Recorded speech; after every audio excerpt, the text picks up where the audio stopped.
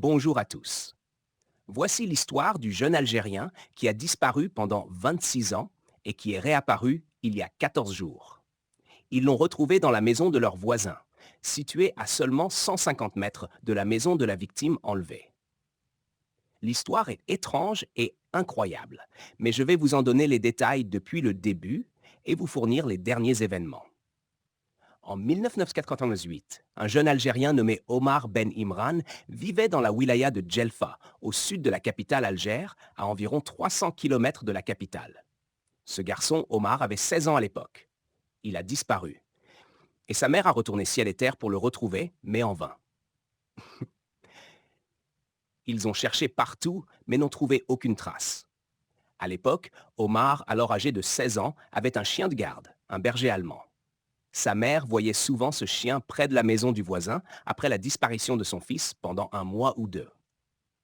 Le voisin, un homme appelé Boufrek Atia, travaillait comme gardien municipal. C'était un homme sans histoire, vivant seul et non marié, et il avait environ 33 ou 35 ans à l'époque. La mère trouvait étrange que ce chien, qui suivait toujours son fils Omar, reste devant la maison du voisin.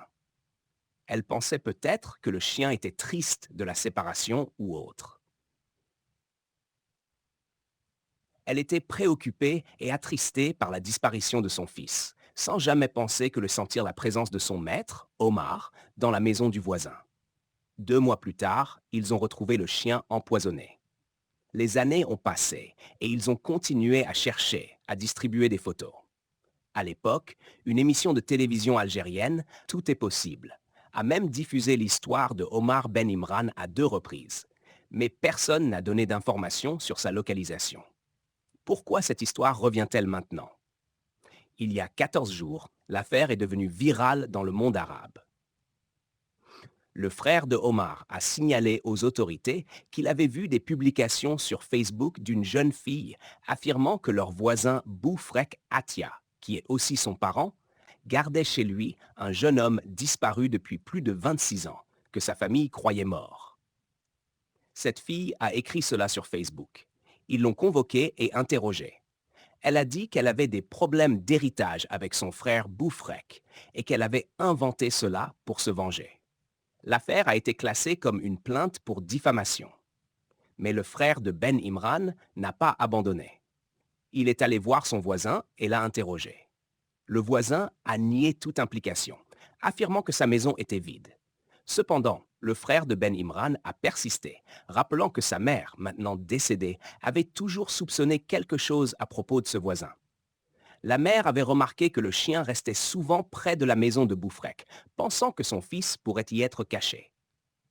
Une semaine avant la réapparition d'Omar, le parquet a ordonné une perquisition. Des agents de sécurité, accompagnés du frère et de l'oncle de la victime, ont fouillé la maison de Boufrek. Personne ne pouvait croire ce qu'ils allaient découvrir. Boufrek les a accueillis en toute confiance, affirmant qu'ils pouvaient fouiller. Lorsqu'ils ont fouillé la maison, un des agents de sécurité s'est dirigé vers une bergerie où étaient entreposées des bottes de foin. Entre les bottes, il a trouvé un jeune homme barbu assis. L'oncle de Ben Imran l'a immédiatement reconnu comme étant son neveu. Étrangement, Ben Imran ne parlait pas, ne criait pas. Il n'était ni attaché ni enfermé. Il se cachait simplement parmi les bottes de foin. Ils ont arrêté Boufrek, maintenant âgé de 61 ans, et l'ont accusé d'enlèvement. Omar a été immédiatement hospitalisé pour recevoir des soins psychologiques. Étonnamment, Omar Ben Imran semblait en bonne santé, sans signe de maltraitance. Il avait même une barbe bien entretenue. En regardant les vidéos de son sauvetage, on aurait du mal à croire qu'il avait été enlevé. Il était rasé de près et avait l'air en bonne forme. Ce qui soulève des questions sur la véracité de son enlèvement. Comment un jeune de 16 ans a-t-il pu être retenu pendant 26 ans sans tenter de s'échapper, surtout que la maison n'était qu'à 50 mètres de chez lui?